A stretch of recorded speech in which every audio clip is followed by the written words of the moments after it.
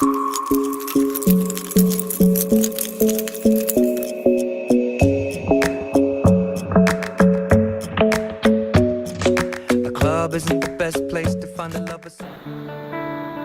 ายดีอาจารย์และทุกท่านครับส้มพวกเขานักศึกษาวิทยาลัยเทคนิควิชาชีพแดงสวรรค์เขตสาขาที่หอนซีเมื่อนี้พวกเขากลุ่มซีจะมารายงานบทเรียนหัวข้อดาวสุ่มถูกทางซึ่งมีสมาชิก5 คนข้าพเจ้าชื่อท้าววันเฉลิมชัยพุทธวงศ์เขตนาทีเป็นพิธีกรสวัสดีข้าพเจ้าชื่อท้าวสอนสมัยวงศ์เขตนาทีเป็นผู้รายงานสวัสดีข้าพเจ้าชื่อท้าวสุนทรเกี่ยวกับสิ่งเป็นนาทีเป็นผู้รายงานสวัสดีข้าพเจ้าชื่อนางเป็นชื่อสาวเป็นนาทีเป็นผู้รายงานสวัสดีข้าพเจ้าชื่อนางประมุขพ่อเป็นนาทีเป็นผู้รายงานหัวข้อทวินที่เราจะมารายงานก็คือการโจมตีเครือข่ายแบบดาวสื่อสารด้านสำคัญในการเข้าสู่ยูนิตคือรหัสผ่านซึ่งเก็บอยู่ในแฟ้ม /etc/password รหัสผ่านในแฟ้มนี้จะผ่านการเข้ารหัสสลับเฮ็ดให้บ่สามารถเข้าถึงรหัสต้นฉบับได้แต่แฟ้ม /etc/password บ่ได้เป็นแฟ้มลับในทางตรงกันข้ามกับเปิดโอกาสให้ผู้ใช้ทุกคนสามารถเปิดอ่านได้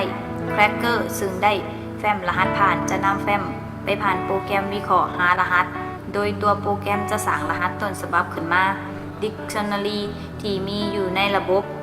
เช่นในยูนิตคือ usr/disk แล้วเข้ารหัสเพื่อนำผลที่ได้ไปเปรียบเทียบกับรหัสใน /etc/password โปรแกรมแกะรหัสผ่านเป็นโปรแกรมเขียนได้ง่ายต้นฉบับโปรแกรมภาษา C อาจมีความยาว 60-70 บรรทัดอีกทั้งยังมีโปรแกรมสำหรับที่เผยแพร่ในอินเทอร์เน็ตอยู่แล้วเช่น Crack สร้างขึ้นเพื่อจุดประสงค์ให้ดูแลระบบใช้วิเคราะห์หาผู้ใช้รายใดตั้งรหัสผ่านง่ายเกินไปแต่ก็มีผู้นำไปใช้ผิดวัตถุประสงค์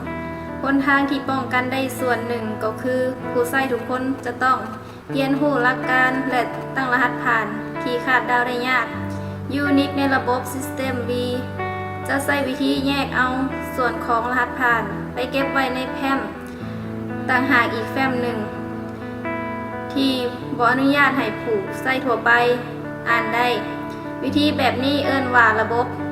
Shadow Password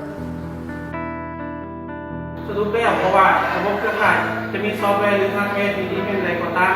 การป้องกันก็คือการคอยสอดส่องดูแลบ่ให้เป็น2 ทางผ่านของแฮกเกอร์ผู้ดูแลระบบต้องคอยสอดส่องและติดตามบ่ให้มีจุดบกพร่องของซอฟต์แวร์ที่ใช้งานเพื่อระลึกว่าบ่มีระบบเครือข่ายใดสิปลอดภัยจากแฮกเกอร์ 100% มาวันนี้การรายงานของพวกเรากลุ่ม4ก็สิ้นสุดลงเพียงเท่านี้ขอขอบใจ